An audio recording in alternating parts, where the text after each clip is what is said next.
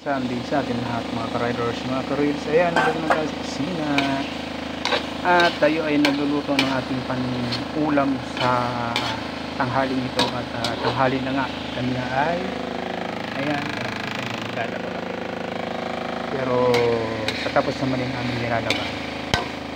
Ayan, tayo naman ay bali nagluluto ng ating ulam. So bumili tayo ng 4 na piraso ng pork chop. At syempre kahapon tayo ay nagsigang ng ating mga laman-laman ng karne. Ngayon undercut na naman tayo kasi walang isda. Yan, nagbili tayo ng 4 na piraso ng pork chop. At yun, atin naman siyang adobuhin mga riders. Diba? 4 lang naman kami kakain, kaya sapat na yan para sa akin. So mamayang hapon, mamayang gabi ay iba namang recipe at ibang ulam naman yung ating bibigay. Sakaling mayroon tayo na makitang isda sa gilid ng kalsada, hindi naman ang ating mamayang bibigyan para pang ulam natin sa ating gabihan mga ka-riders.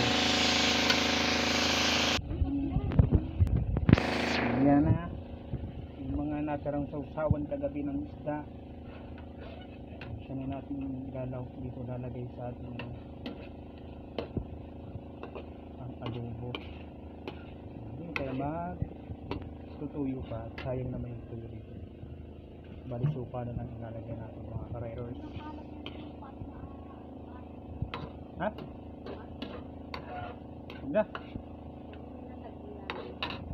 Hindi na raw kasi yung sasawa na yan ay may lahok ng kalamansi, kaya wag na raw at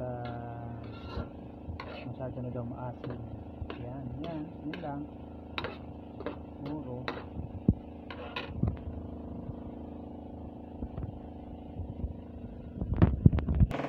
Yan na nga, yan mga riders, yun yung mga lutong ano lang pang sarili, lutong pacham ng adobo, may konting sabaw at tayo ay sabaw ang mga bata.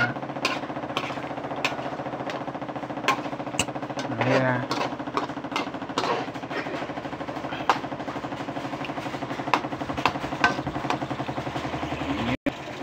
So yan, tikman natin mga ka-riders.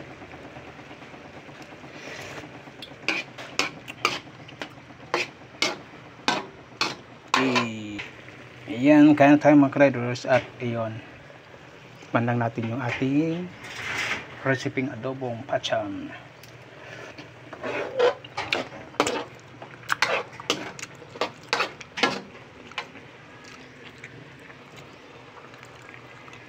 Sheesh! Ayan, naku naman niyang tana, kaya pa tayo. Kakunti lang siya pero pang apatan lang yan. Bye bye, see you next vlog. See you next vlog mga ka-riders. Bye bye.